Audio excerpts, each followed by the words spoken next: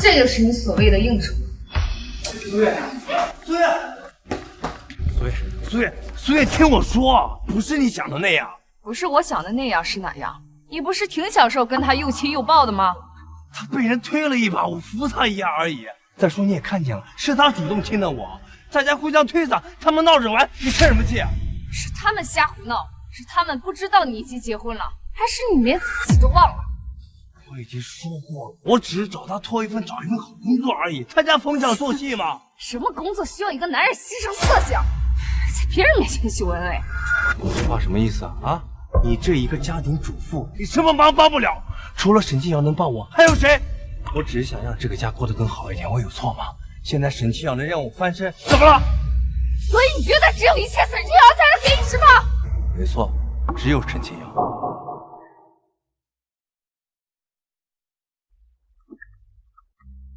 苏月，你死哪儿去了？你个手机怎么还没送过来？你到底还要我等多久？你爱找谁找谁，以后别来找我了。你跟我妈好什么？有你这样当儿媳妇的吗？你懂不懂孝顺？孝顺？你跟我谈孝顺？这么多年，你妈的衣食住行哪一样不是我照顾的？我事事忍让她，让着她，不管她说多么难听的话，我从来都没有反驳过她。你还要怎么孝顺？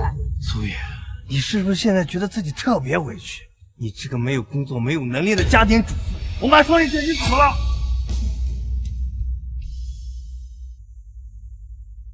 我没工作，当初还不是你让我在家照顾孩子的吗？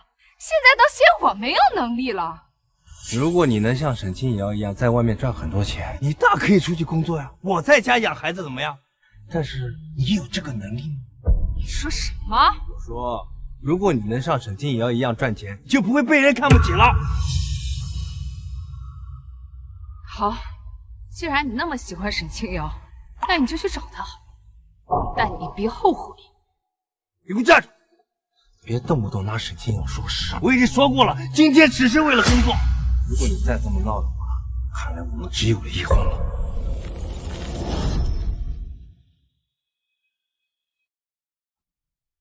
不论我付出过什么，在你们眼里，我始终比不上沈清瑶。既然这样，或许我是时候该放弃这10年的感情。米苏，我再次请求你，我答应回心吗？米苏。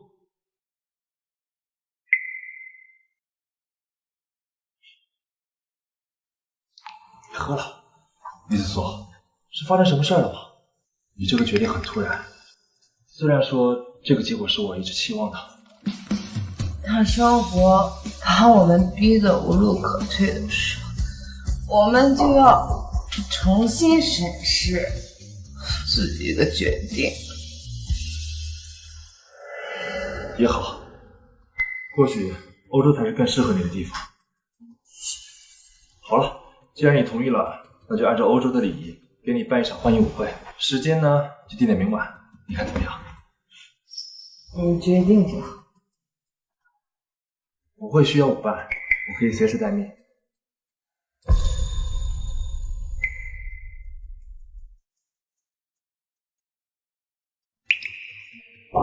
我只答应你回欧洲工作。也好，等到了欧洲，还怕没机会拿下你吗？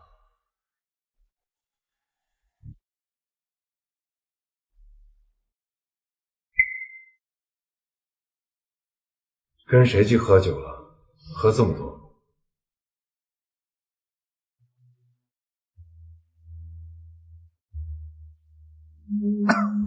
你知不知道，我最讨厌喝酒的女人？你有什么事情，赶快说吧。明晚有一场舞会，你能不能陪我一起参加呀？只要你能陪我去，你想要的生活我都能给你。苏月，你能不能不要再幻想了？你什么身份？你什么社会地位？你凭什么能给我梦寐以求的工作和生活？再说，明晚我没空，明晚青瑶会主持一场重要的舞会，我答应陪她去。我累了。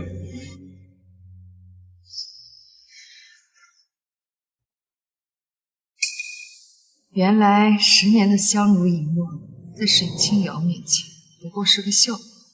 那些我曾经视若珍宝的家人，到头来不过是一场将就。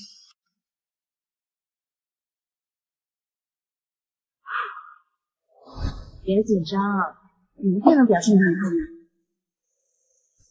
这个新芒集团的全区域负责人到底是何许人？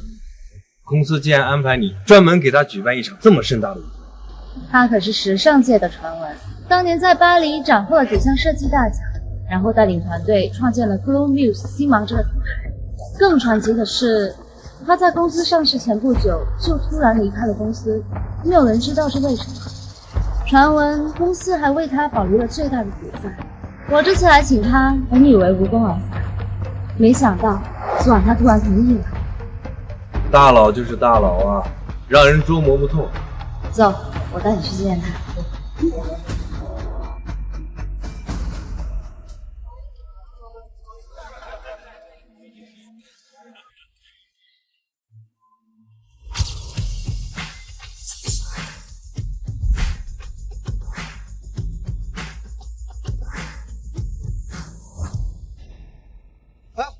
沈小姐，好久不见啊！好久不见了，李总。那日巴黎一别，没想到沈小姐现在是越发的明艳照人呐。李总过奖了，大概是因为我身上这套最新的高定礼服的加持吧。沈小姐，这身礼服也是你们自己公司设计的？是的，这是我们团队最新的设计。沈小姐真是冰雪聪明啊！我相信你们新芒公司有你在，一定会设计出更多的爆款产品。我这次来是为了迎接我们新芒集团新任全区域总裁兼设计总监，这也是为了新芒以后的发展。沈小姐，我听说顾总也到了江城。是的，顾总可是欧洲区的总裁啊，不过很可惜没有机会和顾总见上一面。不知沈小姐是否愿意在顾总面前帮我引荐一下？没问题。顾总今天高兴的话，我一定引荐你。那沈小姐有劳了。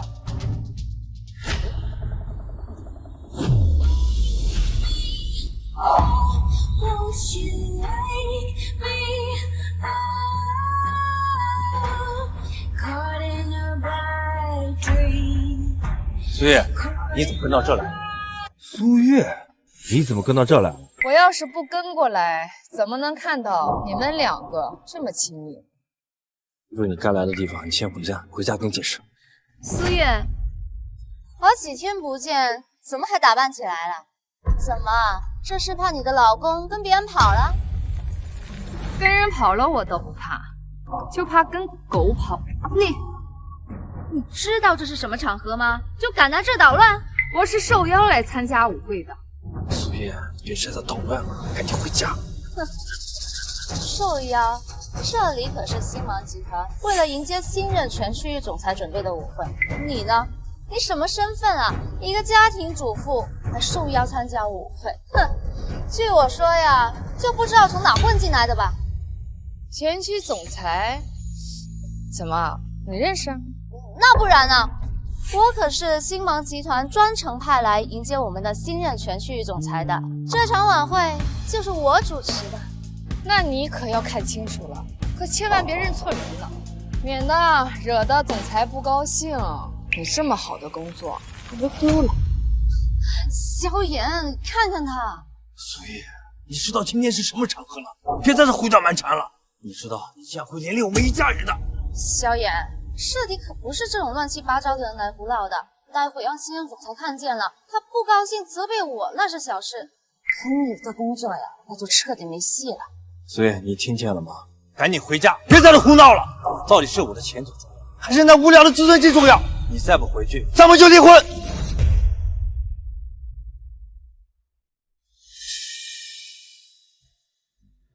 快看快看，顾总来了！什么人敢在新芒的舞会上喧闹？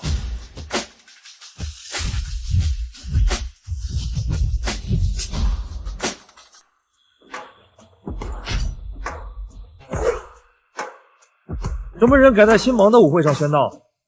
顾总，舞会已经按照您的意思照常举办了。我跟诸位介绍，这位就是我们新芒集团的欧洲区总裁顾怀先生。也是我们星芒集团的元老之一。顾总，你好。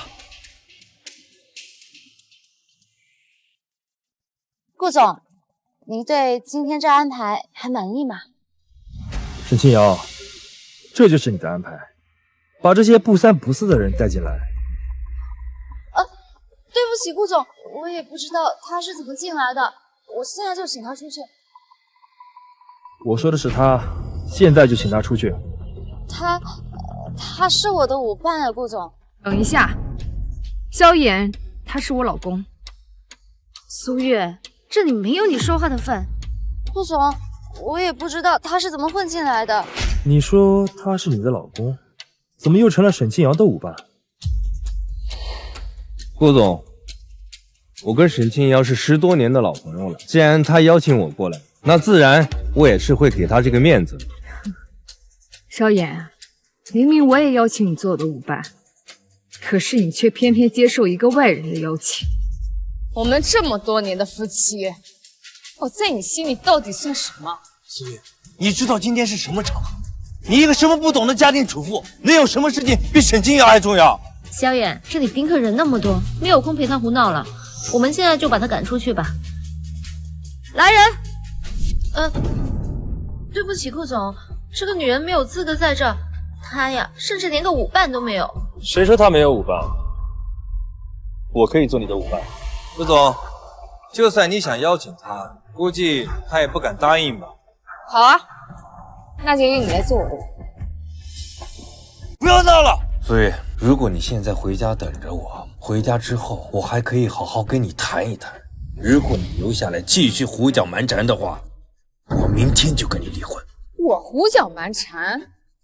苏月，我每天辛苦赚钱，不都是让你满意吗？你每天除了疑神疑鬼，把这个家搅得不得安宁，你还能干什么？我求你，你给我一点面子，给我一点空间行吗？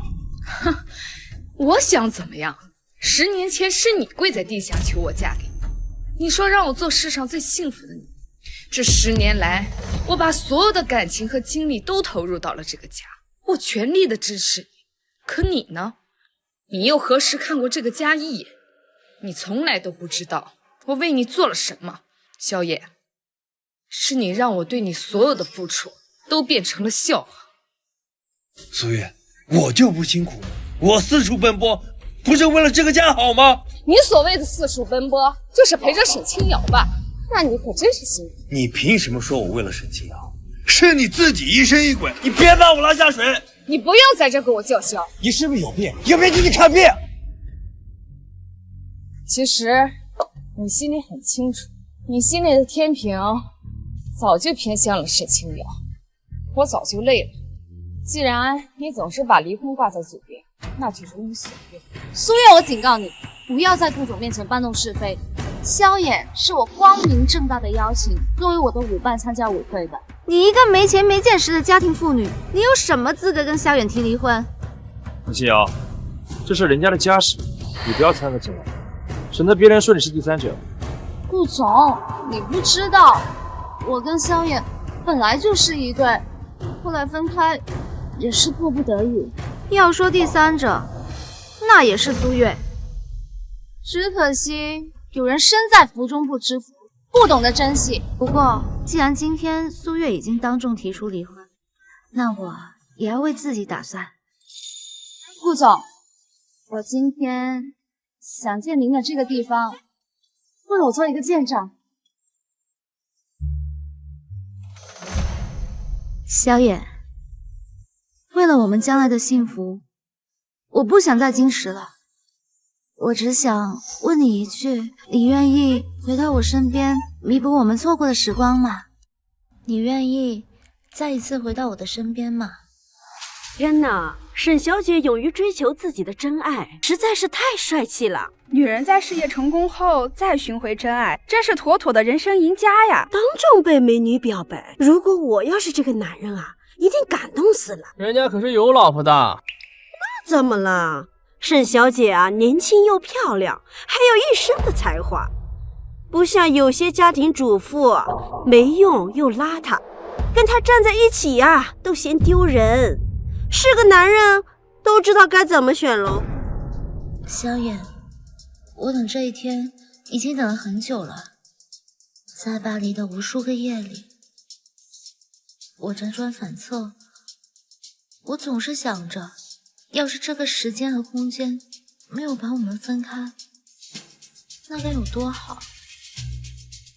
既然现在已经给了我们一次重新选择的机会，今天我要在这里向你表达我的心意。梅子树，有人当众跟你的老公求爱，你不阻止一下？阻止什么？我在别人眼里就是一个没工作、没能力，只会伸手要钱的家庭主妇，比不上外面年轻漂亮又会打扮的你。我啊，还不如一起救家具呢。但在我这儿，你可是璀璨如星的存在。小远，你给点反应啊！这么多人看着呢。虽然这颗星发光前已经是10年前的事儿，但我有预感，10年后它会更加的耀眼和迷人。你就别拿我谢谢。好啊，苏月，这个时候你还笑得出来？既然你这么麻木的话，就别怪我不给你面子。我愿意。你既然已经选择了，那就别后悔。在我过去10年的生活中，我曾无数次幻想着这样的场合，我以后一定会把闪闪当成自己女儿一样疼爱。只要我们在一起，只要我们在一起，就没有什么能够把我们分开。萧衍，萧衍，你看，大家都在祝福我们。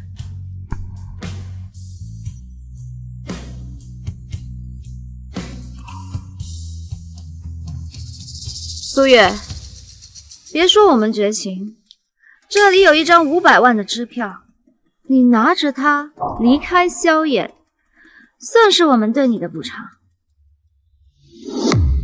苏月，只要你现在离开，你可以当做什么都没有发生过。你可以当做什么都没发生，但我不可以。这就对了嘛，还算有点自知之明。这500万对你一个家庭主妇来说，够你活下半辈子的吧？自己的老公被人当面抢走，这女人啊，活得也真是够失败的了。没有本事的女人，过了30就贬值，就留着这笔巨款养老吧。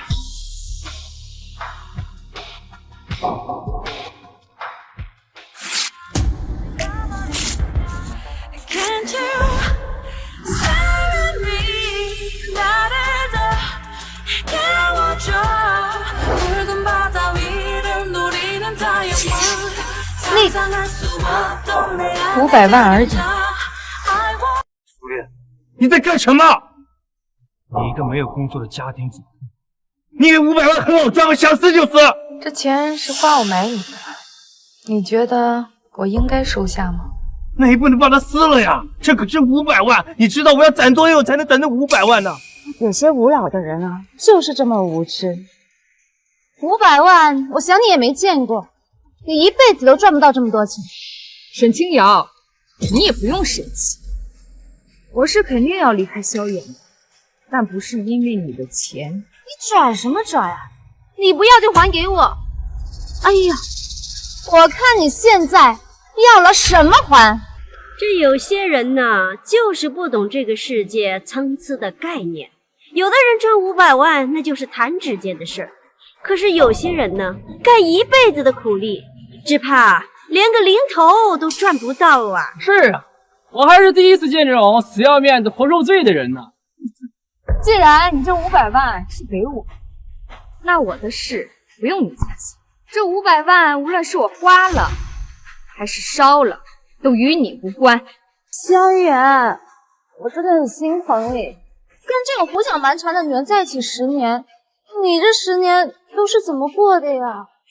不过，你要是心疼他的话，那我也可以大方点，不用你还呢。我还用不着你可怜。既然你已经选择了他，那我也没什么可犹豫。顾总，我已经再没有任何理由拒绝你。梅子苏，没想到事情会发展成这样。丽苏，你是集团派来接待全区总裁的，难道梅子苏你都认不出来吗？这位女士竟然是星光集团新上任的全区总裁苏女士啊！这怎么可能？顾总，我前2天刚见过她，她不过就是一个在家洗衣服、带孩子、做饭的家庭主妇嘛，怎么可能是星芒集团的全区总裁？你是在怀疑我吗？不是的，顾总。但是美苏作为 Glow Muse 的创始人，穿衣服审美肯定很有品味。你看她今天穿的什么东西啊？梅子苏身上这一件是当时轰动整个欧洲时尚界的经典款，低调却散发着成熟女人的迷人气息。相比较你身上这件奢华风，不知道高出几个档次。今天我向大家隆重的介绍一下，这一位就是我们星芒集团的新任总裁苏月小姐。想必在座的很多人对梅子苏都不是很了解，但在我们星芒集团内部却无人不推崇。当年她凭借一己之力创立了星芒，带领我们拿下了整个欧洲市场。只可惜10年前，她放弃了即将上市的星芒，一个人来到了江城。10年前，苏月，阿姨好。苏月，回来了。萧野，我等你这通电话足足等了3年，可是我现在来到江城，一无所有，你不会嫌弃我？我既然选择了你，就会接受你的一切。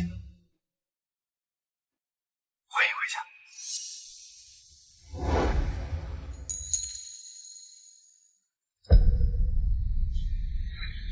家。10年前，梅子苏就是为了你放弃了一切。这么多年来，每次星芒集团遇到了困难，我们都试图让梅子苏回去重掌大局，但她每次都以家庭为由拒绝我。这一次，我为了说服她，特地从法国来到了江城。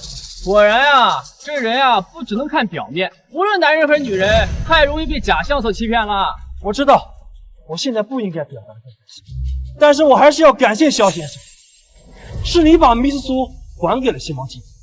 我相信日后在梅子苏的带领下，我们星芒集团会重新站在世界时尚的巅峰。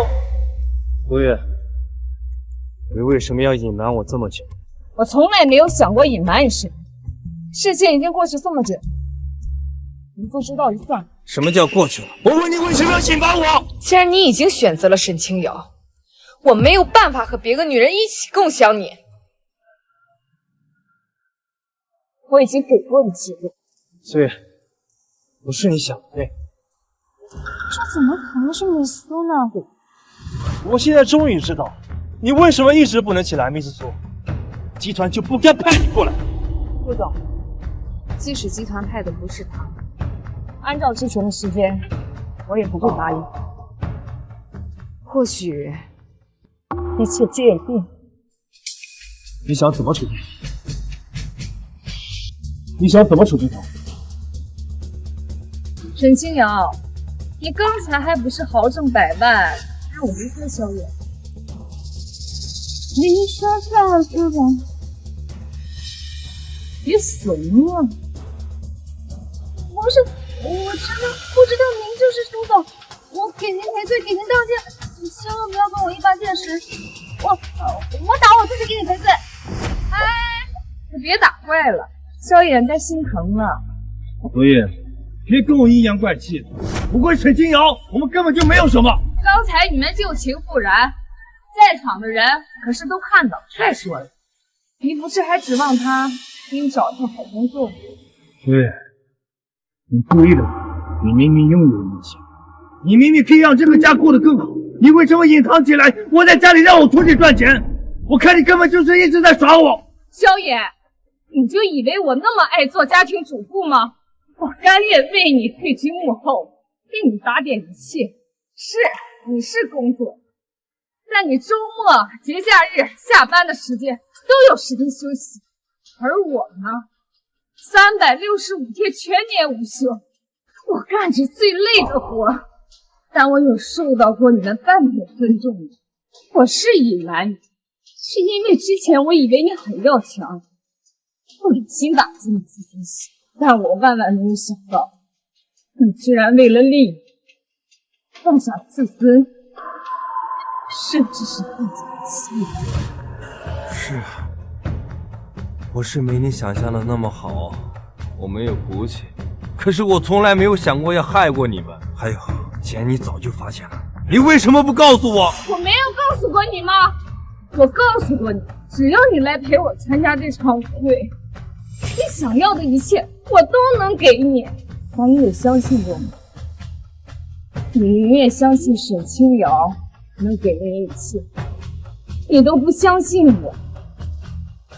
萧野，是你让我们的婚姻走到这一步。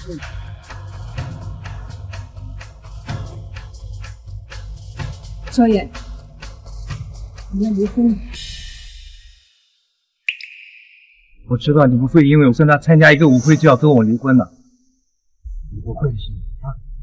你不也是答应了沈清瑶的告白吗？我那都是故意气你的。对呀，我们在一起10年了，还有这么可爱的一个孩子，你不能说离婚就离婚，这一切你都不要了吗？我相信你就这么绝情。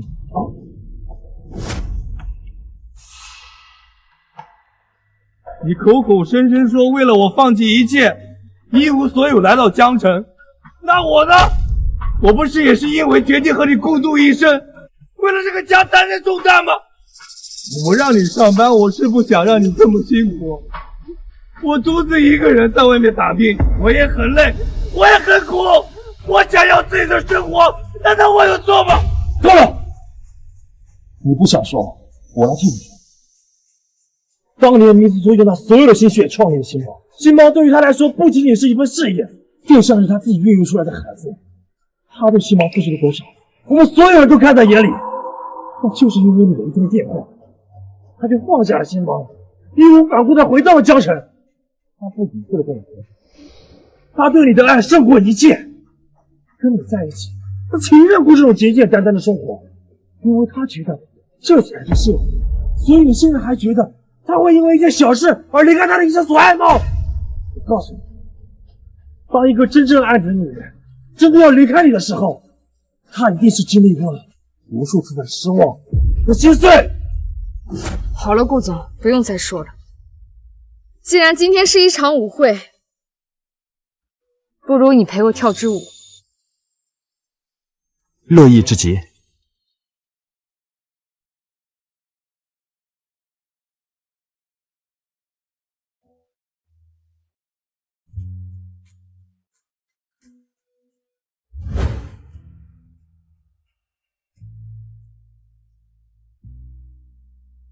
难道我真的错了吗？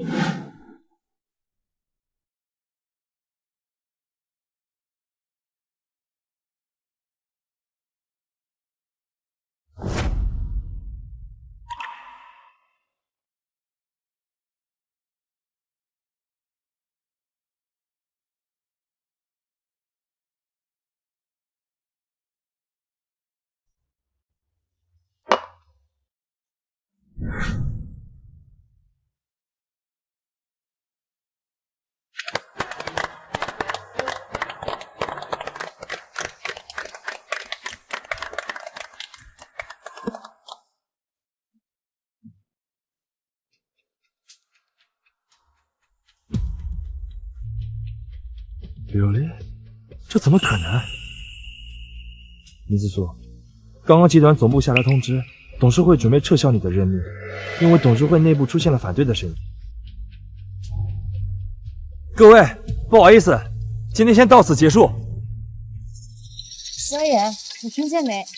集团取消了对他的任命。萧炎，你什么意思？他现在已经被集团高层打压了，已经回不去集团，你还有什么好怕的呀？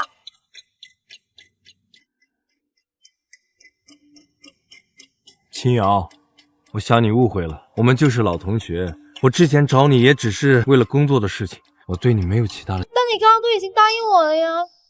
对不起，清瑶，我现在已经有自己的家庭了。可他刚刚都说要跟你离婚了。苏月，我在家等你。萧野，我们之间是不是有什么误会？苏月，你不用太得意。你，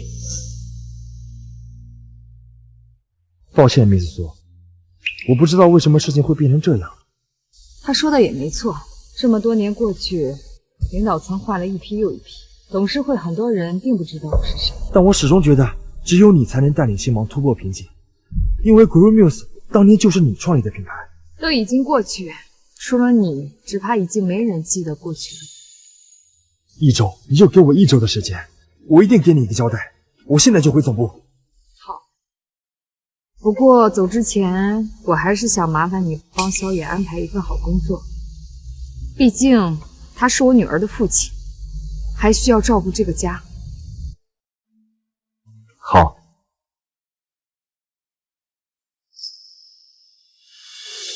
1周无论回去与否，萧野，你我之间也该有个结局了。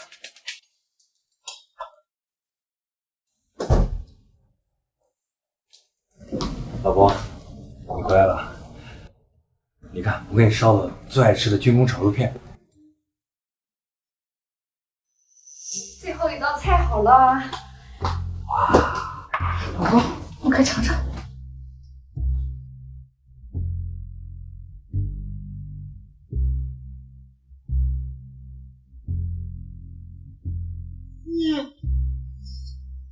太好吃了！哎呀，老婆，不是我吹的，咱老婆这是可赶上6星级的大厨师了，以后做饭的任务就辛苦老婆大人了。以后啊，做饭的事都归我管，你就等着吃吧。还是我老婆最好，再来一口。你坐下来吃点。我不吃。哎，多少吃点吧，咱们好久没坐在一起好好聊聊了。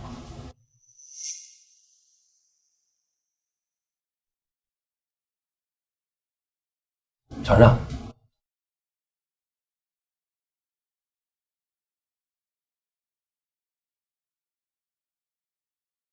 怎么样？好吃吗？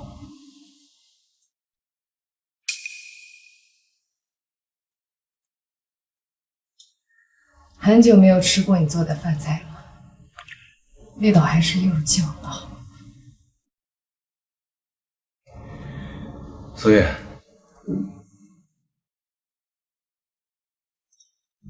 咱们能不能不离婚？咱们能不能不离婚？萧野，这个世上不是你想怎么样就怎么样的。苏月，我们已经走到了这一步，所有发生的事情就只能学着去接受。我知道这段时间我跟沈清瑶走得太近了，我跟她在一起都是为了工作，真的。没关系，我理解，一切都是为了这个家嘛，维持感情也是正常的。苏月，既然你的任命已经被撤销了，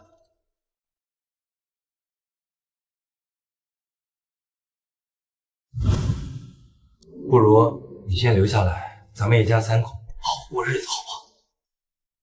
我保证，我一定跟那个沈清瑶划清界限。我现在打电话给他。远机。喂，萧野，我们真是心有灵犀，我正想给你打电话呢。清瑶，我打电话给你，我是想跟你说清楚，我有家庭了，以后我们不要再联系了。萧野，你说什么呢？我现在正和江天集团的董事一块吃饭呢，正好聊到你工作的事，你的专业我也不太懂，要不这样，你过来一趟，我们一起给张总介绍介绍。看来你工作是有着落了。老婆，我跟你说过，你工作的事情我可以给你解决。喂，萧野。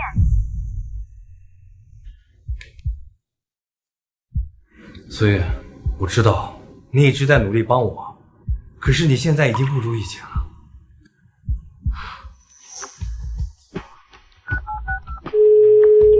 喂，静阳，你们在哪？好，马上过去。思月，先过去一趟。放心，我回来会给你个交代。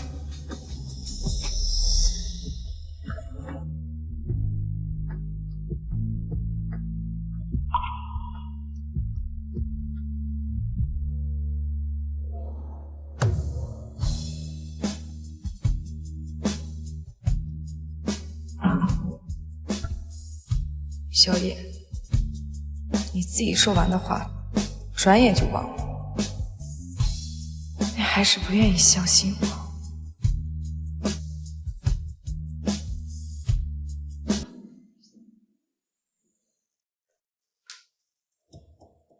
思月，今天周末起这么早，你看我给你带了最爱吃的全麦面包。有个好消息，走。我的工作有着落了。我知道。你知道？那你不生气了啊？你有新工作是好事，我生你气干什么？你看，我昨天晚上不是不想回家，那个沈清瑶喝多了，我帮她清理一下。我发誓啊，我绝对没碰她。他喝多了，跟你有什么关系？那不是因为刚回国，他在江城就我一个朋友。你说？行了行了，我知道。老婆，他喝多了也是因为我工作的事情喝多了，我照顾他，还他一份人情，你就不生气了？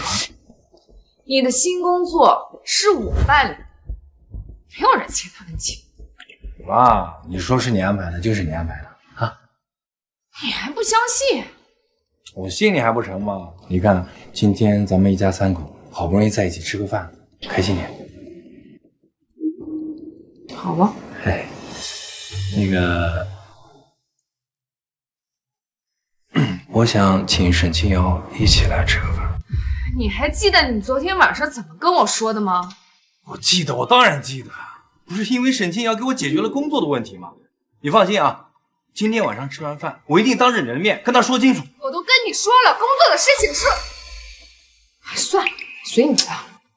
不是舒言，你能不能别每天沉浸在自己的世界里？你能不能理解我呀？你爱怎么说怎么说，你想干什么就干什么，管不着。你面包还吃不吃？往这边拉一点。哎，对，那就这样正好。你们这是干什么呢？哦，是爸爸让我们摆的。他说我们一家人难得在一起吃顿饭，搞漂亮点。来，菜来了，快洗手吃饭。来，快去洗手去。闪闪，开门。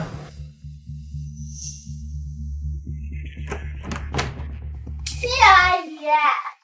这么久没见，有没有想阿姨呀？天天都想。阿姨好。青瑶，来，我来这儿。青瑶来了。阿姨好。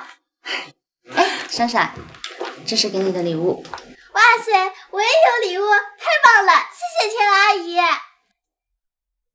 青瑶，你来这儿就像回家一样，干嘛这么客气啊？本来就是我们想请你吃个饭，好好啊，表示感谢。来都来了，还带什么礼物啊？那礼数还是要有的嘛，更何况我跟萧衍的关系，这点东西根本就算不了什么，你就收着吧。我们青瑶啊，嘴甜啊，还会说话，真是没得说。不像有些人啊，这客人来了连招呼也不打。哎妈，大家都饿了，坐下吃饭吧。哈，闪闪来，坐下礼物吃饭喽。吃饭喽，请，挨着我坐。谢谢阿姨。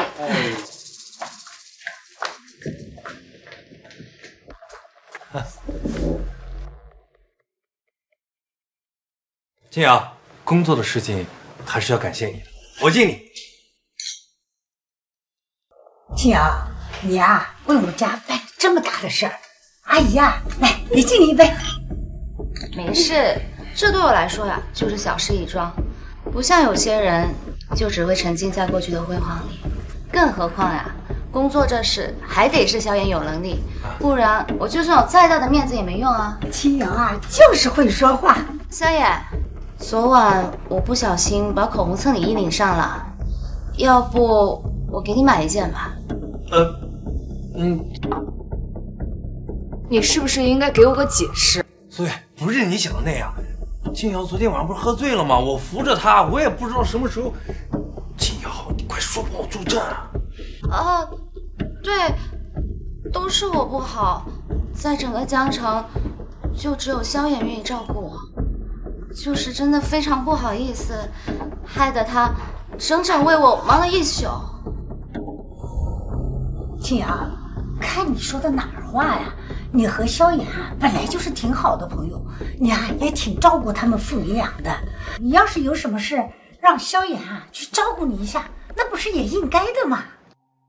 阿姨，话是这么说，但是也盖不住有人小心眼，最后还是要怪萧炎的。哎，青瑶，哎，吃口菜，咱们好不容易坐在一起吃饭，别的不提啊。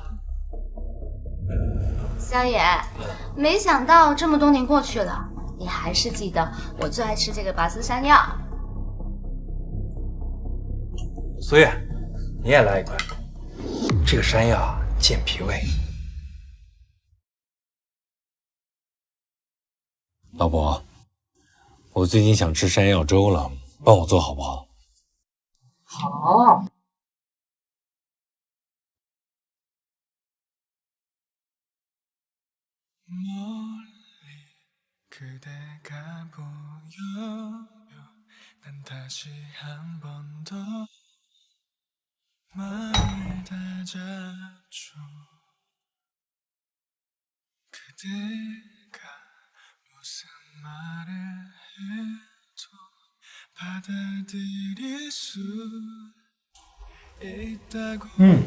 还是老婆做的最好吃。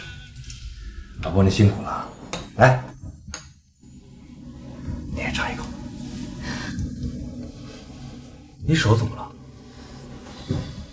给我看看，给我看看，这怎么了？这是？我对山药严重过敏。你怎么不早说啊？你在家等我，我去买药啊。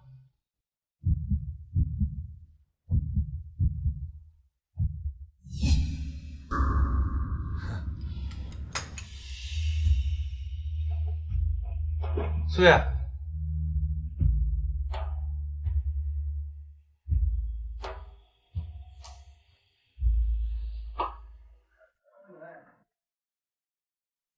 苏月，你什么意思啊？苏月，你也没有必要连碗都换了吧？你是嫌弃这菜是我喜欢吃的，还是嫌弃这是萧炎给你夹的？苏月，我知道，我今天把青瑶请到家里吃饭，你不开心，青瑶心里也清楚。可是人家放下了对你的成见，和和气气坐在一起吃饭，你为什么不能呢？我说什么了？说话什么态度啊？萧炎，你就别生气了。知道，你这2天心情不开心，我到处哄着你，我这什么事情都让着你，每天看你的脸色，你还想要怎么样？是，你是看我脸色，但你有尊重过我的意见吗？但是人家帮我解决工作的问题了，我感谢人家怎么了？哎呀，好了好了，都是我不好，今天我就不该来。萧炎，以后这种事情你单独请我吃饭就好，免得我一个外人在这，让你家庭氛围破坏了，我也惹人嫌。哎呀，静啊，哎，不好意思，我没想到今天弄成这个样子。别呀，青瑶，苏月，你也太不懂事了吧？青瑶啊，是萧炎的朋友，你也该尊重一下。妈妈，你太没礼貌了！青阿姨还给我们带了好多礼物呢，你怎么能赶人家走呢？青阿姨，我在你这边。你们谁能告诉我，我到底干什么了，让你们这么气愤？你说干什么了？现在连我给你夹个菜都要到厨房换个碗，你摆脸给谁看呢？你难道不知道我对山药严重过敏，吃了是会死人的？现在可以坐下来好好吃饭了吗？可以，但你也没有必要这样对萧炎说话吧？好好说话不行吗？我的家事还用不着你来操心。青瑶，今天我请你来家里吃饭呢，一是感谢你给我介绍了一份好工作，二呢，我想当着你和苏月的面，有些话说清楚。我们好好的吃顿饭，搞这么严肃干嘛？改天再说。不行，我今天必须把话说清楚。其实我跟苏月结婚已经10年多了，我不想让她误会我们之间有什么。上次故意拿你气她，是我不对，对不起啊。萧野，你不是该求我原谅吗？看来你始终还是更在乎沈清瑶的感受。我真傻，差点以为你会改。这有什么的？我们认识的可比你和苏月早，你想什么我还能不知道吗？上次呢，我也是配合你。嫂子，你别误会，我跟萧野没什么的。你说没什么就没什么。算了，那我以后还是不跟萧野来往了，免得惹你生气。别呀，青瑶，别呀，青瑶，苏月，你也太小家子气了吧？青瑶是萧野的朋友，你也该尊重一下。就是啊，青瑶阿姨，我妈她太小气了。萧野，你怎么说？苏月，我保证以后和青瑶保持距离。但是你看啊，我们10多年的朋友了，你说完全不联系，这也说不过去，是不是啊？萧野，看来你还是舍不得沈清瑶。青瑶啊，你和萧野是多年的朋友，哪能说不来往就不来往呢？别说萧野了，阿姨也舍不得你啊。我也舍不得青瑶阿姨。有些小心眼的人啊，你不用在意。你啊，懂事又善解人意，阿姨啊，打心眼里喜欢你。我也喜欢青瑶阿姨，青瑶阿姨每次都给我买最贵重、最漂亮的东西，可比我妈强多了。我每次让我妈给我买东西，她都不舍得钱，想气死了。晨晨，你说什么呢？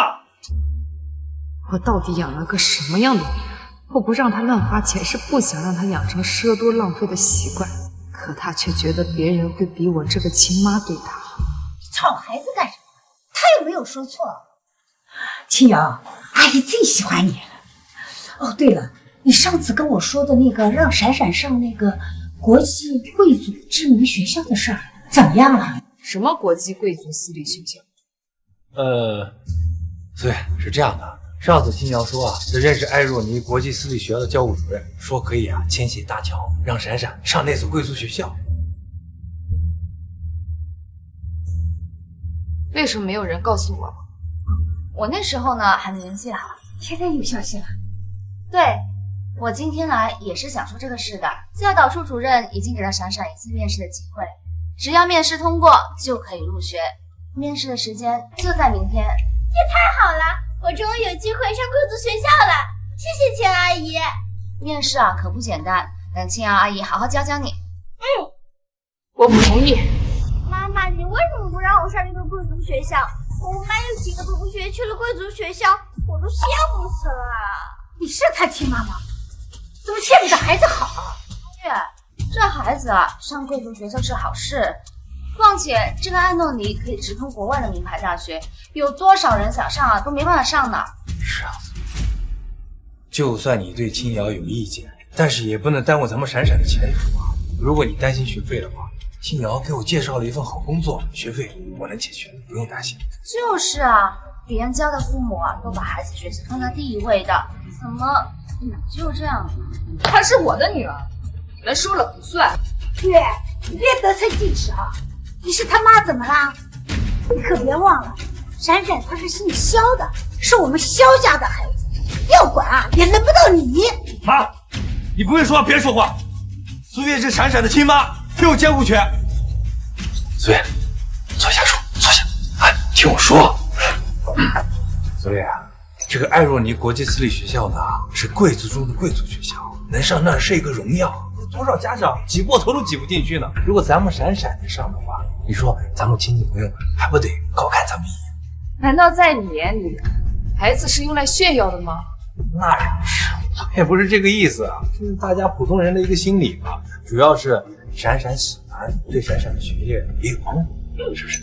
就是，这事啊也没少让青瑶费心。不说别的吧，人家托关系都办到这个份上，如果我们不去，那还是人吗？哎，阿姨，其实呢，我委屈点没关系，大不了就得罪教务处主任，以后再也不好托他办事了。只不过我是不想让闪闪伤心。你看，孩子本来多高兴啊！苏月啊，苏月，你自己的丈夫、婆婆、女儿都跟别人站在同一条阵线上，这个家还是你的。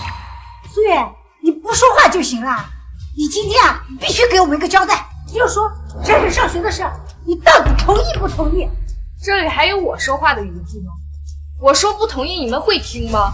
苏月，你什么意思啊？哎妈，苏月，咱妈的意思是征求一下你的意见，你也不必这么大反应啊。你们不是已经做决定了吗？干嘛还闹？是不是咱们大家伙觉得这件事对闪闪有益嘛？你确定是对闪闪好吗？要不然呢？我是闪闪的亲爸，我还要害他不成？有些人呢，自己女儿的事都不操心，还在一旁说风凉话，算什么母亲？你听听青瑶说了什么？他一个外人，他把闪闪看得这么重，你说你为什么拦着他不让他去？我为什么拦着？你确定给闪闪送到贵族学校就是对他好吗？月，你什么意思啊？我的意思是，你们要是把闪闪送到那里去，就是把他往火坑里推。难道你是说我在害闪闪吗？妈，你怎么能这样说青瑶阿姨呢？青瑶阿姨最疼我了。凭什么这么说？你要是今天不给一个合理的解释，以后闪闪的事你就不要管了。苏月，你今天最好说点什么，要不然我也跑。萧野，我发现有很多事情你就只能看到表面。看我干嘛？表面上，艾诺尼是一个教学质量好、升学率高的学校，但是你知道这背后竞争压力有多大吗？以闪闪的学习能力，你把他送到他不能适应的环境当中去，当真是对他好。而且像这种国际名校，转学生都不是一般家庭，互相攀比，风气很重。你女儿本身就爱慕虚荣，你再把她送到那里去，以后会变成什么样子？你敢想象吗？闪闪，你别听你妈妈的，她是在打击你呢。阿姨有关系，等你进去之后啊，会慢慢适应的。就是，有青瑶阿姨在，有什么好担心的？你们自己其身不正，还教坏孩子。够了，苏月，本来今天就该一家人开开心心的吃饭，你自己心里变脸就算了，别把自己当成机关枪，对谁都开枪。萧野，我真没想到你会变成这样，原来我们早就背得好吃。好了好了，我们好好吃饭，给闪闪庆祝一下。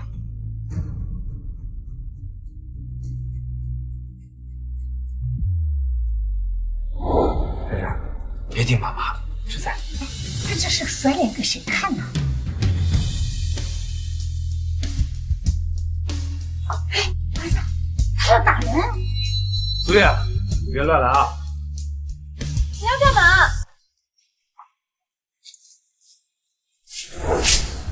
哎呦，吓死我了！一瓶破酒，你还用纸包着？这瓶酒是我跟萧衍结婚的时候出产，一直珍藏到现在。只是想等我们结婚20周纪念日的时候，但是已经等不到那个时候。你别开！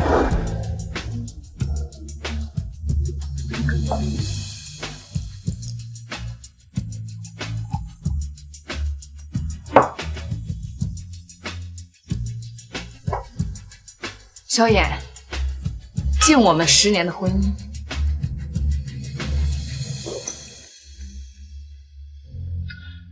很好喝，你尝尝。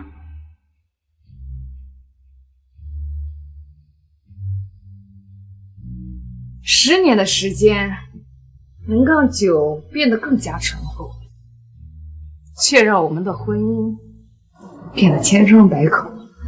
苏月，你这话什么意思？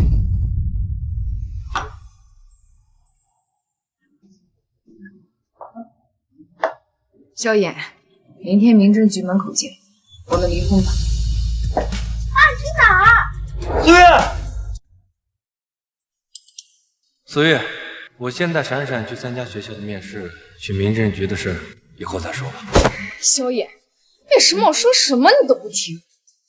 我一定要阻止这场面试。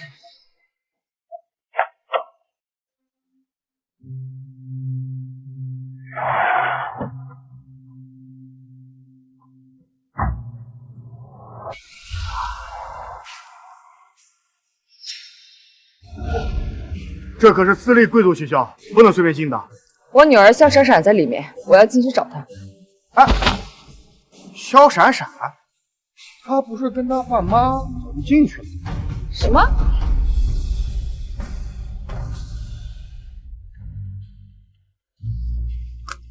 萧闪闪同学，你现在可以对你的家庭做一个简单的自我介绍。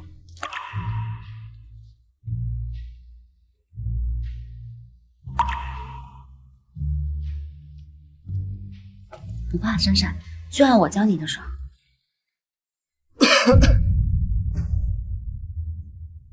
你好，我叫萧闪闪，这位是我的爸爸，这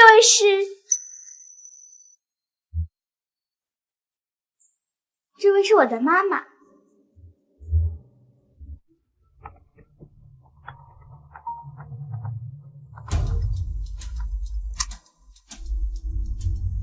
喂，萧衍，你快让闪闪接电话。我在闪闪面试呢，待会再说。萧姐，你以为关机了我就没办法了吗？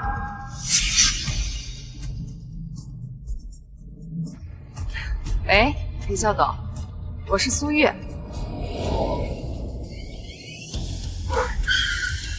这好像是裴校董的车。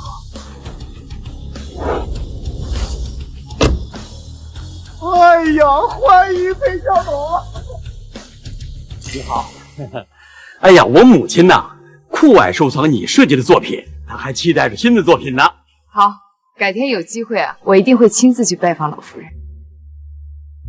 这地方我好久没来了，我呢要到校长办公室去一下。待会儿你啊，直接到面试的地方，我回头就到啊。面试的最后一关是检测孩子的监护人教育观念是否一致。你们作为萧闪闪的爸爸妈妈，思想高度契合，恭喜你们，萧闪闪被录取了。谢谢。谢谢。来，闪闪。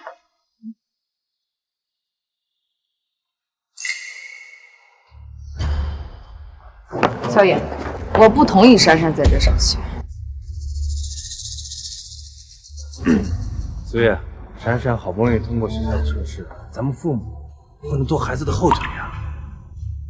萧衍，你明明知道我不同意闪闪转学过你，你怎么还让沈清瑶来冒名顶替我？你是觉得我没有资格为他的将来做决定吗？你是谁啊？在这里吵什么架？不好意思，苏月，我警告你别乱说话，要不然……我是孩子的妈妈。你是他的妈妈？那他又是谁？苏月，你既然这么不近人情，为了女儿，那你就别怪我了。不过，我跟他很快就会离婚的。就是啊，孩子爸爸要跟我在一起，以后孩子归我管。你们竟然拿这个做文章！苏月，尚安若你是闪闪自己，我劝你这件事情你就别插手了，行不行？孩子小，不懂得分辨，你们也不懂吗？苏月，你别得寸进尺。我们就是想让闪闪上个好学校，你现在跑来学校闹，是想让萧衍难堪呢，还是想让闪闪以后在同学面前抬不起头？你们今天的录取流程，但凡合理合规，我也不会阻止闪闪入学。好，那你说我们的流程有什么问题？艾诺尼是个国际名校，但据我所知，转学生的成绩必须各科全优才能拿到面试资格。作为孩子的亲妈，我女儿的成绩我非常了解，她至少有3科都不。好了，你不用再说了。学生的学习资料上面写的清清楚楚，学生的学习成绩都是通过我们调查打面，所以这就是你们的问题所在。让我看看是谁在质疑我们艾若尼国际贵族学校。马主任，你可算来了，就是他一口否定了他女儿全优的成绩，说我们违规录取，还说我们在学习成绩上做了手脚。就是啊，马主任，我带我家孩子来入学，结果他呀跑来学校闹。这可真是奇闻呐！啊，人家都是急着证明自己的孩子成绩足够优秀，挤破脑袋想把孩子送进来，你倒是生怕我们把他给录取了。我甚至怀疑你是他的亲妈妈，你是有多不想让孩子上一个好学校？我觉得作为一个名校，就应该做到公正、公平，严把生源。即使名声在外，你们也迟早。说的这是什么话？我还要投诉你！你们学校在没有确定孩子的母亲情况下就进行面试，这说明你们的环节出现了严重的漏洞。我刚刚都说了，苏月整天忙着闹离婚，根本没有时间关心孩子，这点孩子的爸爸可以作证。你说呀？萧衍，你说实话。没错，现在孩子一直我和青瑶在管，不要从不关心孩子的需求。就是啊。萧衍，你还是选择站在沈清，连我对你的最后一点期待也耗尽。听见了吧？不要在这里无理取闹，不要影响我们正常的教育环境和秩序。现在，请你马上离开。好，既然这样，那我就把今天的情况告诉裴校长。裴校长，你看你这样，只不过是一个普通的家庭主妇，你以为你是谁？还裴校长？我不妨告诉你，裴校长不是什么人都能见的。我就跟你说啊，我来到这个学校，我就没见过裴校长。苏月，你就不要打肿脸充胖子了吧？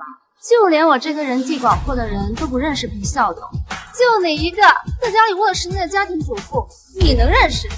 你要是想去找裴校长，尽管去找好了。像你这种地位的人，恐怕连裴校长家的门朝哪开你都不知道吧？还真不巧，裴校长今天就在学校。哎，你怎么知道裴校长在家？因为是我叫他。什么？不可能！我今天没有收到通知，裴校长会来。苏月，你别胡说八道了。你费尽心思阻止闪闪入学，你有没有想过闪闪什么感受？妈妈，你为什么要这样啊？闪闪，妈妈都是为了你好。得了吧，我从来没有见过你这么恶毒的亲妈。我是绝对不会让你们把孩子带偏的。我现在就回校。哎，马主任，难不成他真是认识裴校长？看他的样子挺像真的，但是不应该呀。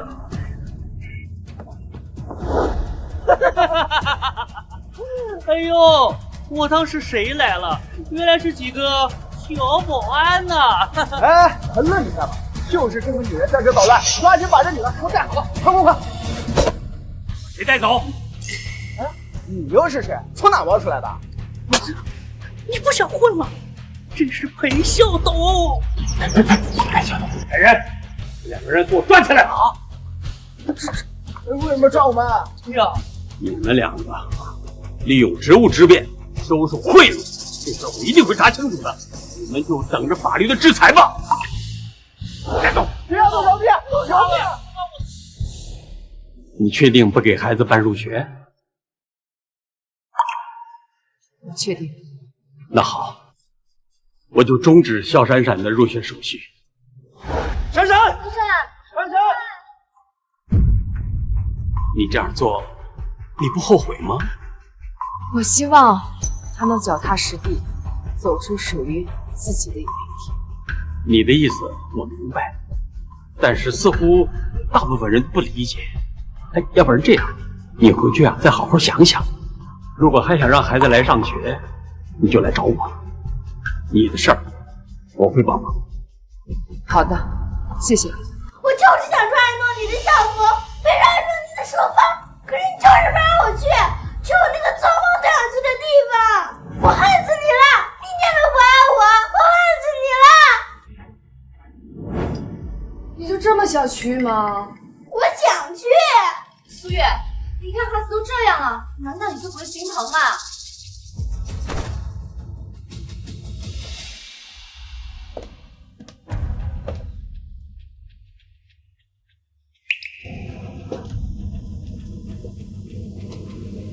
喂，裴校董，我之前的事情想好了，那闪闪的事情就麻烦你了。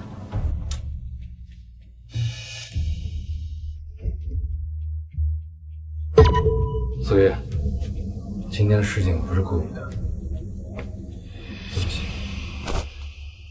不知道从什么时候开始，每次发生事情，我们都站在彼此的对立面，互相伤害，互相仇视。萧野，其实我曾经还对你抱有一丝幻想，希望你还能站在我这一边。可是你一次一次的靠近沈清瑶，远离我。我想这一次，我确实该放手了。苏月，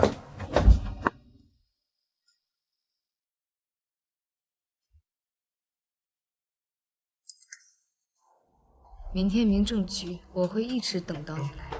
苏月，苏月，你听我说。萧远，你等等我呀！苏月，苏月，苏月，你在哪儿？萧远，你等等我呀！萧远，这么多年，你在哪儿？第一次见你这么迫切的找我，却是在我决心离婚之后。苏月，你在哪儿？你等等我呀，萧远，等等我呀，萧远。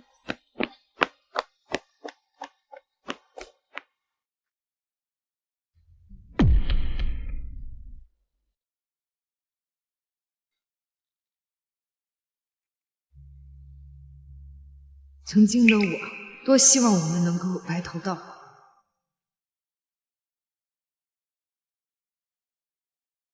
可惜，已经回不去。苏月，萧远，苏月，你等等我。晚上天凉，你多穿点吧，别感冒了。苏月，我错。他都要跟你离婚了，你为什么非要去找他？天啊，我不想跟苏月离婚。萧野，你相信我，你跟我在一起，我一定会让你很幸福的。我求求你相信我啊！天啊，我向你误会了。其实我们之间……萧野，你在说什么？萧野，你怎么了？来，我。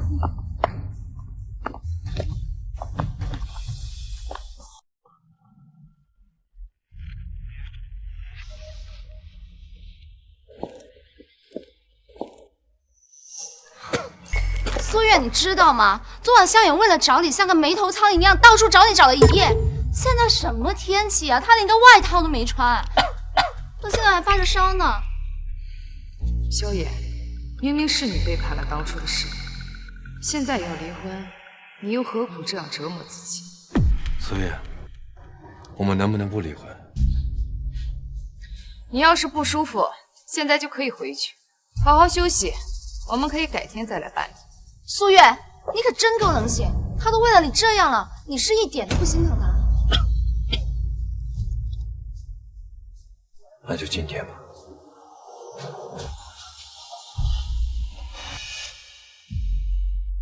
这本离婚证概括了我们10年的时光。萧野，我们有缘再见。苏月，有件事情，你能不能答应我？只要是在我范围内的，我会尽力的。过2天就是闪闪的生日了，今年我想我们2个一起陪闪闪好好过个生日，行吗？好，我会过去。你先好好休息2天。闪闪已经懂事，至于他跟谁，就由他自己决定。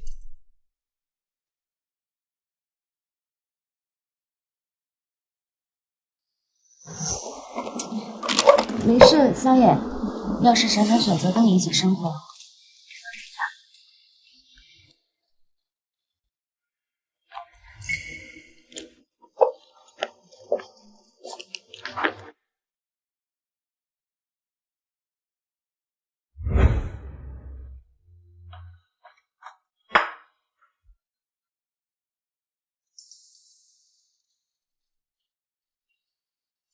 当，老婆，生日快乐！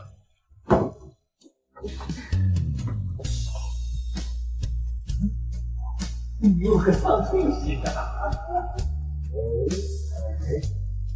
哎呦哎呦！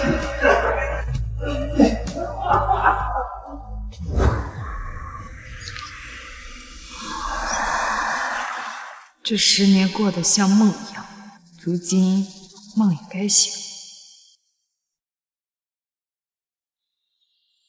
慧慧，你现在方便来接我一下吗？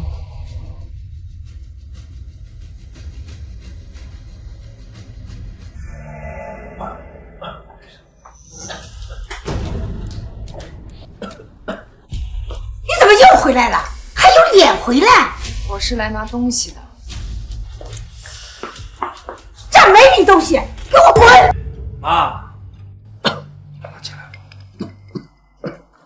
他都跟你离婚了，你还帮他说话？苏月，你的东西帮你收拾好了，都在卧室里。谢谢。你看他那一副白眼狼的样子，当初啊一穷二白的来到我家，你非要娶她。这10年啊，好吃好喝的伺候着她，这个说离婚就离婚，拍拍屁股就想走。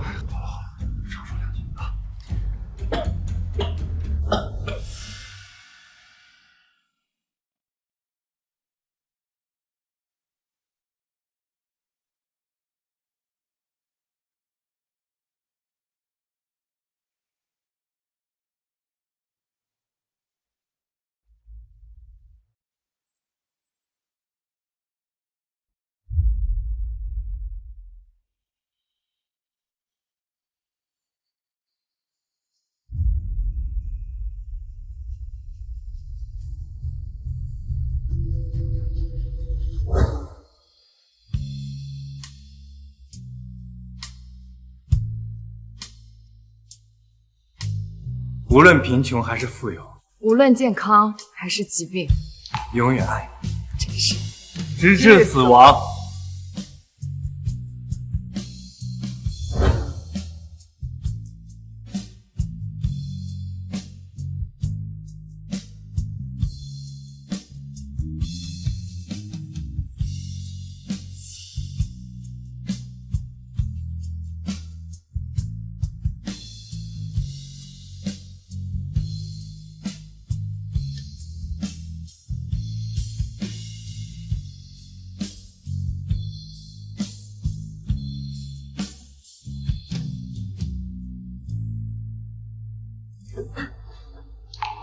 苏月，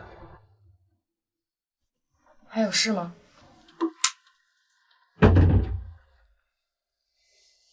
怎么了？你今后有什么打算？走一步先看一步，先搬出去再说。其实你不用那么着急搬的。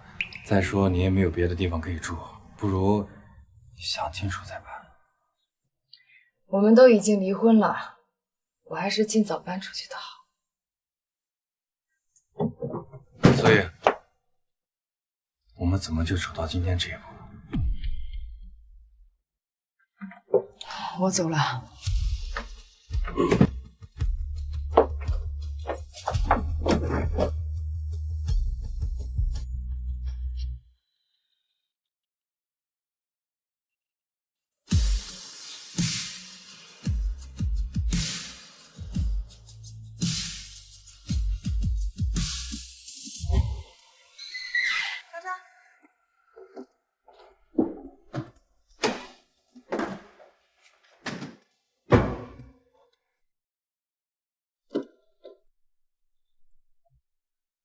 天哪，苏月，一个女人过了10年的日子，就过出这么点东西啊！我都怀疑你是个女人吧？是啊，10年了，就这么点东西。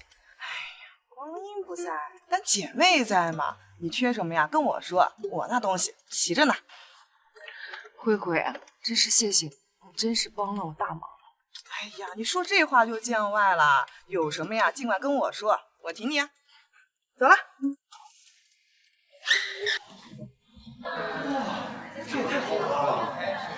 没想到一个孩子的生日宴，居然能办这么大的场面。闪闪，怎么了？我好羡慕你啊！你爸爸妈妈居然会给你在海登堡举办生日宴，这里我还是第一次来。就是啊，闪闪的生日宴好棒！闪闪，爸爸你来了！你们好。爸爸，今天怎么在这儿举办生日宴啊？闪闪，你今天的生日 party 可是青阳阿姨精心为你准备的。真的吗？那妈妈呢？妈妈来吗？你妈妈她估计今天……闪闪，生日快乐！青阳阿姨，你来了！这是给你的生日礼物，你打开看看，喜不喜欢？这是什么呀？保时捷的钥匙。保时捷？居然是保时捷的车钥匙！我爸爸给我买过一辆保时捷的汽车模型，他说这可是名车，价值几百万呢。静瑶，太贵重了。闪闪才多大呀？这个礼物不能收。哎，这有什么的？闪闪都要上艾洛黎国际贵族学校了，开一辆好一点的车接送，才不会被小强嘛。再说了，这车虽然是给孩子的，但毕竟是你开的，你俩呀这样多方便。以前年轻的时候不舍得自己花，现在在孩子身上就别省了。谢谢青阿姨。客气什么呀，都快是一家人了。以后等你上大学，阿姨再给你换个好一点的。哇，闪闪都要去艾若尼贵族学校上学了，这多少学生和家长的梦想学校啊！说光学费一年就得好几十万呢。现在闪闪豪车也有了，这一起步啊就赢在起跑线上了，真让人羡慕。闪闪，这个阿姨是谁啊？能送你这么贵的礼物？哦，她是我爸爸的。闪闪，妈妈，妈妈你来了。闪闪，这又是谁呀？看起来气质还不错，就是穿的有点寒酸啊。是啊，你看他手上提的那个东西，看起来像是从地摊上淘来的。闪闪，生日快乐！谢谢。哎呦，女儿生日就送这么个东西呀？我们家苏总身价好像不低呀，怎么就舍不得在自己女儿身上花钱呢？闪闪，怎么你不满意妈妈拿的礼物吗？没有。对啊，打开看看，看看你妈妈给你送了什么传家宝。闪闪，你就打开看看嘛。这位阿姨都送你了一辆好车，她是你的妈妈，送的东西肯定也不差。对啊，闪闪，快打开看一看啊，我们都想看。打开看看，打开看看，打开看看。你打开给我们看看吧。闪闪，这场生日会比较特殊，妈妈希望你记住，以后要做一个有担当的人。妈妈送你这份礼物，是想告诉你在以后的日子里，能够做出正确的选择，做好自己该做的事情。哼，闪闪生日就送这么个破东西，说不定是什么珍贵的字画呢。他哪有能力送什么珍贵的字画呀？这个东西啊，说不定是哪个地摊上捡来的。怎么，你是觉得妈妈的礼物拿不出手吗？没有。这个啊，是妈妈给你的忠告。这什么呀？看起来这么可怕。是啊，这画看起来阴森森的，孩子过生日怎么能送这么个东西呢？妈妈，这……苏月，你是不是疯了？孩子生日你就送这个东西，亏你还是个当母亲的。苏月，你到底想干什么？你没钱买礼物就算了，整出这么这个东西来，把闪闪吓坏了怎么办？你们懂什么？这个是超现实主义艺术。不过这画看起来栩栩如生，很有视觉冲击力啊，搞不好是哪个大家画的呢？这位家长倒是挺有眼力，不过这幅画不是什么大画家画的。那这画是谁画的？我画的。不就是幅破画吗？你说多少钱，我赔给你。捡起来！我不，我要你捡起来！就这种破东西，就只配放在地上踩。闪闪，今天你青瑶阿姨在这给你乘凉，有什么事跟青瑶阿姨说。这是我们母女之间的事情，你凭什么插手？你们之间的家事我本不想掺和，但现在你已经跟萧远离了婚，那闪闪的事我是管定了。闪闪是我的女儿，怎么教育我说了算。闪闪，过来，阿姨问你个问题，要是以后我做你妈妈，你愿不愿意？你愿不愿意？哎呀，你拽我干什么？你干什么？我跟你强调多少次了，不要把闪闪牵到我们的故事里了。闪闪，你这么做对得起妈妈对你的养育之恩吗？还养育之恩？我跟你说，闪闪跟着我不知道比跟着你强多少倍。闪闪，你知道你自己在做些什么吗？看来我之前给你的忠告，你是一个字也没有听进去。你还好意思提你这副破话？真是什么乌七八糟的东西都敢往外送。我看你呀，还沉浸在以前的风光里罢了。我苏月的话拿出去，有的是人用。哼，怎么啊？跟萧远离了婚，又没了亲王的地位，现在就只能靠卖这些话为生了是吧？没关系，你要是没钱可以跟我说，我随随便便露一点都够你吃的。之前拿钱往人身上砸，实在太羞辱人了。哎呀，苏月，不好意思啊，是青瑶说要给闪闪好好过个生日，所以我邀请她来。你没事吧？怎么就这么点钱？我还以为你能拿出几百万。怎么啊，你个臭不要脸的，你还嫌不够是吧？要多少？我还有呢。啊，算了，你这些钱我也看不上。那这么说你很有钱了？有钱连自己女儿过生日都送不出一份像样的礼物，有你这么重母亲的吗？那幅画是幽暗森林与明亮灯塔做出的强烈对比，是告诉孩子在成长中，在面对诱惑和困难的时候，应该坚守正道，做出正确的选择。没钱你就直说嘛，就会说这种冠冕堂皇的话，还不是自己没本事？有本事的话，你把我那500万拿出来。被你撕的那张支票足足500万，那你还呀？不就是500万吗？我给你。喂，从我留的账户里划出500万。你现在在哪儿？我们现在已经到江城了。你们？是的，董事会一致决定，还是由你来担任整个新芒集团的总裁，任命立即生效。我们现在正在赶来的路上，为你举办接任仪式。仪式就不需要了，我给你发位置，你直接过来。好。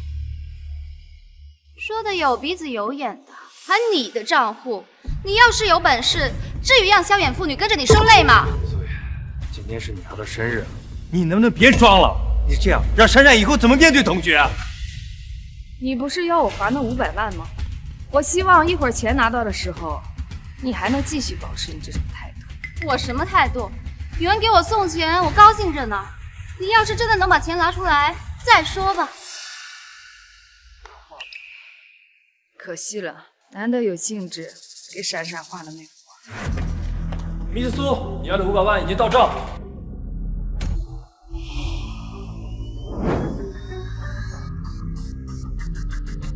顾总，你不是在欧洲吗？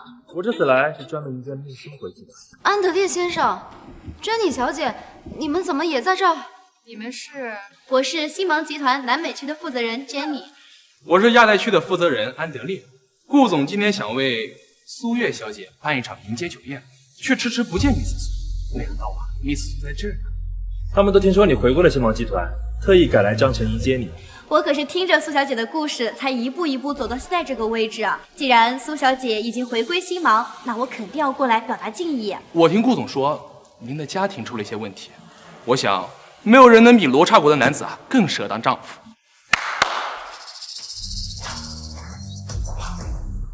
这些都是罗刹国的贵族男子，个个年轻力壮。您要是都不满意，我也愿意成为苏小姐的裙下之臣。安德烈先生大可不必开这种玩笑。我已经离开新芒已经10年了，对于各行的信息已经落差太多，甚至对你们2人我都并不熟悉。不过在日后还请2位多多指教。哎，不敢，请多多指教。总部不是已经取消了他的任免权吗？经董事会商议，密斯苏现在也是全区域新芒集团的总裁了。怎么可能？我们3个同时出现在这里，还不足以证明吗？哇，闪闪，你太幸福了吧！你妈妈是整个新芒集团的总裁啊！为什么妈妈瞒了我们全家人这么久啊？我刚才听顾总说，你有一笔需要的资金，如果您还需要的话，还请您给我一个机会，我愿意提供您一切的需要。花点小钱就想得到 Miss 苏的好感，安德烈，你这算盘打得也太精明了吧！来的路上，我的人可就告诉我了，今天是贵千金的生日，我可特地准备了一份礼物。哟哇，拎了好多东西哦！不用这么客气。原来是贵千金的生日啊！快，去准备份礼物。哎，不用客气，一点心意，还望苏小姐不要推辞。好吧，拿来吧，他给闪闪买的车。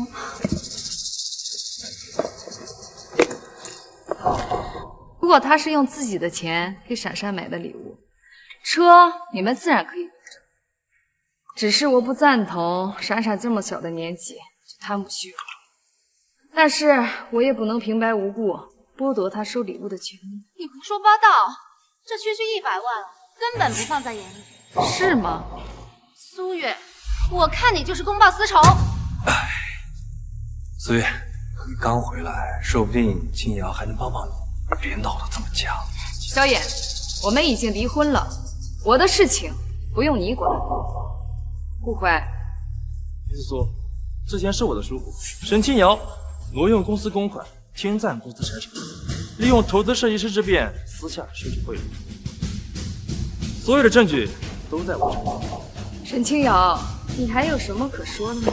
沈小姐，你可不能倒下，我们会将你带回欧洲，在那里你的罪行将判以重罚。顾总，你就看在我这么多年当牛做马，为公司奔波，你就放过我吧。我之前就是太信任你，导致你无法无天。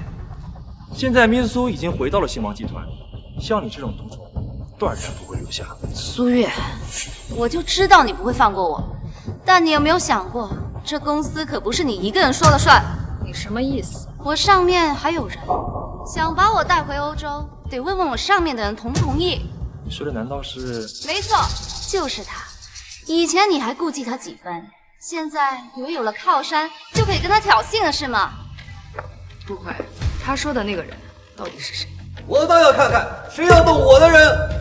马丁先生，苏小姐，你好大的威风，现在居然敢动我的人！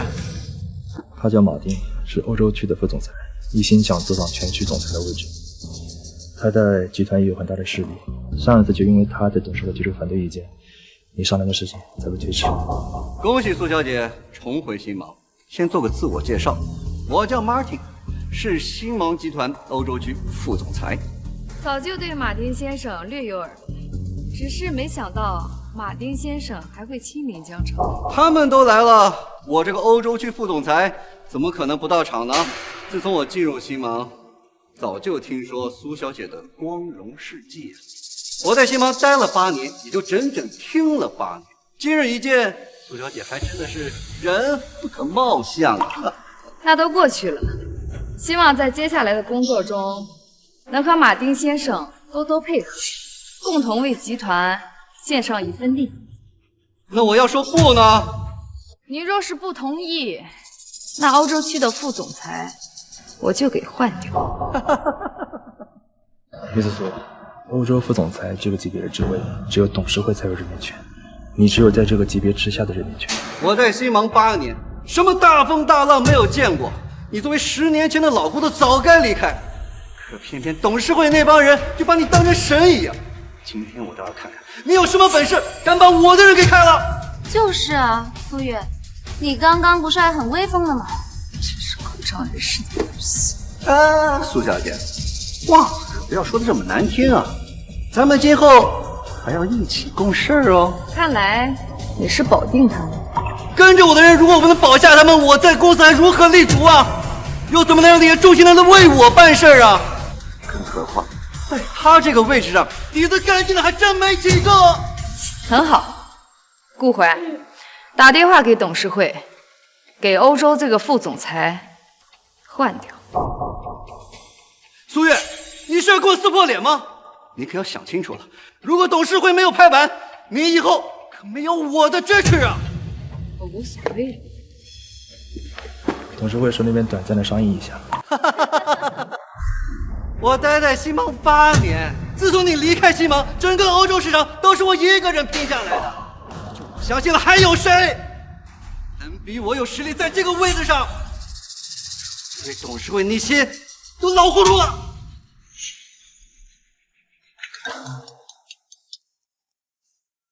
喂，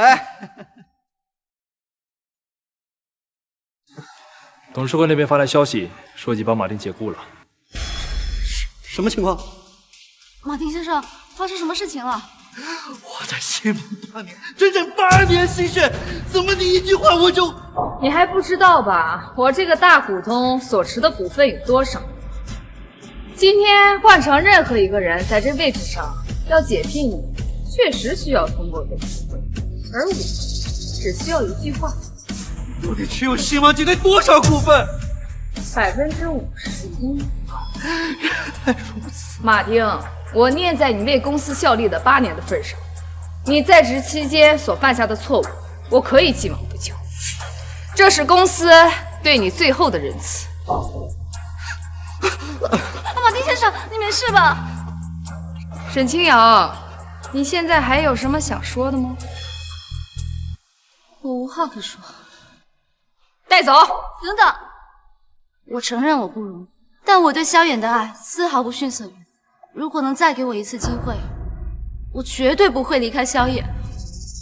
我曾经为他放弃了一切，不是现在来听你说这些。我曾经用10年的时间想走进这个企业，我以为会抵达到那个地方，直到你出现，我才知道这一切都是我一厢情愿。苏月，不是这样的。苏月，你总是说你一无所有，可是你有你妈，有闪闪，而我呢？10年前我为你孤身来到这里，10年后你却让我女儿看别人。妈妈，对不起，是我错了。你是知道错了吗？还是你怕失去一个有钱的妈妈？你说什么？你怎么能当着闪闪的面说这种话？如果我没有这次身份，没有现在的地位，他还会觉得他自己错了吗？苏月，他还是够了。我们早在几年前你背叛我的时候就已经结束了。你要不是隐瞒自己的身份，怎么会有这么多事？隐瞒？你觉得一家和睦是建立在身份之上吗？我说的是坦诚。坦诚？你的心又何时在我这里？好了，我累了。闪闪是我的女儿，但是她今天所做的行为让我非常失望。你以为一句称呼就可以改变一切吗？你今天选择的不是妈妈，是利益。妈妈，我错了。你以为一句道歉就可以弥补今天的过错吗？你今天所有的行为都是在践踏母亲的尊严。妈妈，我不会因为你一时的冲动就选择原谅你，你要为你今天选择付出代价。既然选择了沈清瑶，那你就要承担起你选择的一切。所以他还是个孩子，你到底想干什么？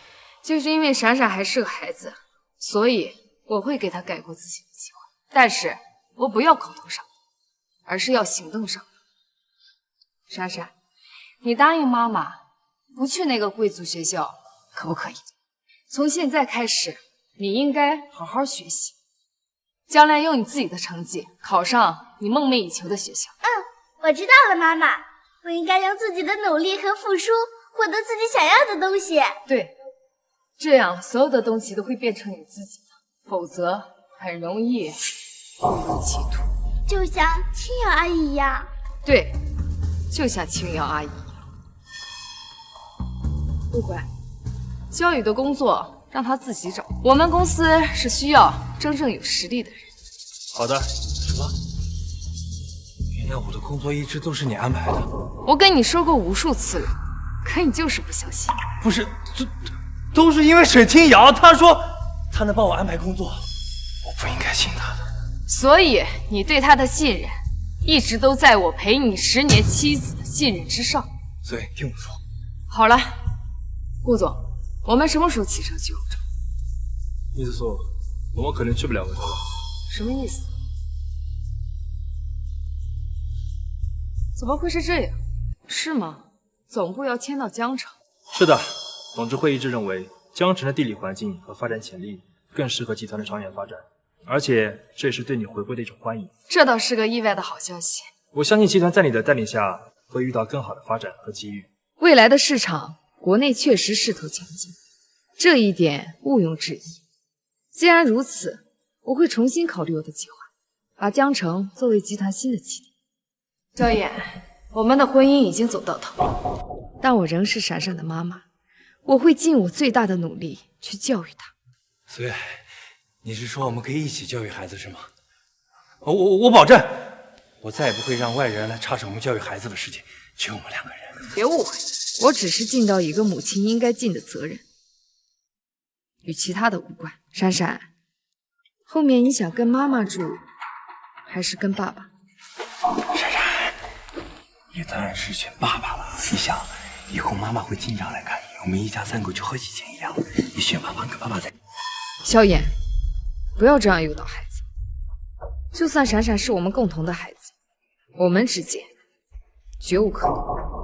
爸爸，对不起，我想跟着妈妈。那我们走吧。萧衍，你好自为之。你变了。或许吧，人总是会变的，尤其是在面对背叛和谎言以后。苏月，我知道，我犯了不可挽回的错误。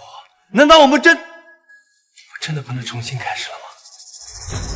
萧衍，你以为一切都可以重来吗？你把我的心撕成了碎片，现在就用一句重新开始就要张合起来，哼，已经太晚了。苏月，我错了，我真的错了。可是我从来没想过要伤害你，我只是误入歧途。萧衍，你这是在为自己的背叛找借口。你不是迷失方向，你只是选择了另一条路，一条没有我的路。听我说。够了，我不想再听你任何解释。你的行为早已说明了一切。苏月，你愿意给闪闪改过的机会，就不愿意给我吗？难道我们不是一家人吗？我们是他的父母，需要对他尽到养育的责任。但你是一个成年人，要能为自己做过的事情负责。苏月，我错了，我真的错了。你再给我最后一次机会，好吗？就一次机会。想想我们的孩子，还有闪闪，你原谅我啊！萧衍，你已经用尽我给你所有的机会，现在我不会再给你任何机会。我真的错了，我知道错了。妈妈，恭喜闪闪，终于考上梦寐以求的大学啦！妈，我现在才明白，靠自己努力得来的幸福，真的幸福百倍。我女儿闪闪终于长大了。妈，是爸爸。闪闪，祝贺你梦想成真。谢谢爸爸。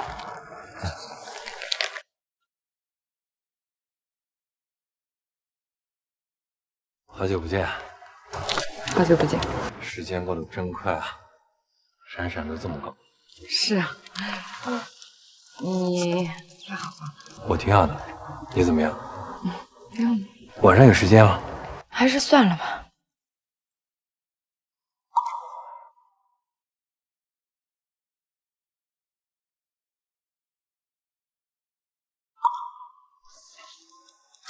妈，爸爸怎么走了？